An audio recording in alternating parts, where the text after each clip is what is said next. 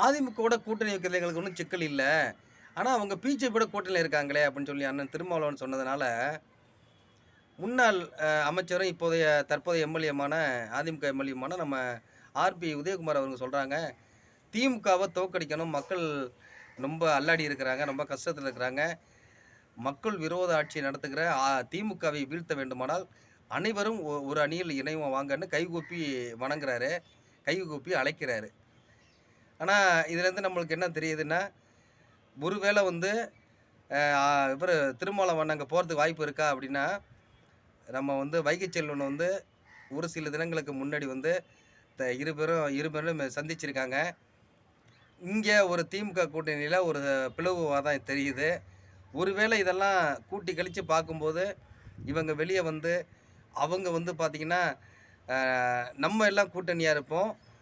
BJP வந்து நம்ம கூட கூட்டணியா இருக்கும். அப்படிங்கிற மாரி ஒரு முடிவு எடுப்பாங்க போல தெரியுது.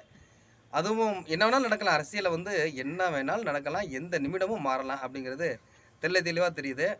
ஆனா, அரசியல் மிகப்பெரிய ஒரு நாடகங்கிறது மட்டும் சாமானிய மக்களுக்கு ஒரு அப்பப்ப விளங்கிக்கிட்டே இருக்கு.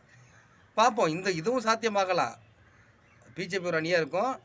என்டிஏ கூட்டணி அவங்களுக்கு ஒரு டீமா வச்சிருப்பாங்க. இங்கிட்டு அதிமுக ஒரு டீமை கட்டமைக்கும். அதிமுகவும் பிஜேபியும் கூட்டணி அமைக்கும்.